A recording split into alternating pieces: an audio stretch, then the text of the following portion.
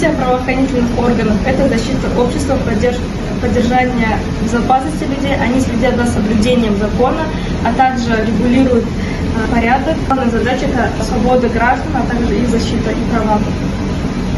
Основная задача защиты права и свободы граждан – обеспечивать безопасность в стране и защищать людей от преступлений.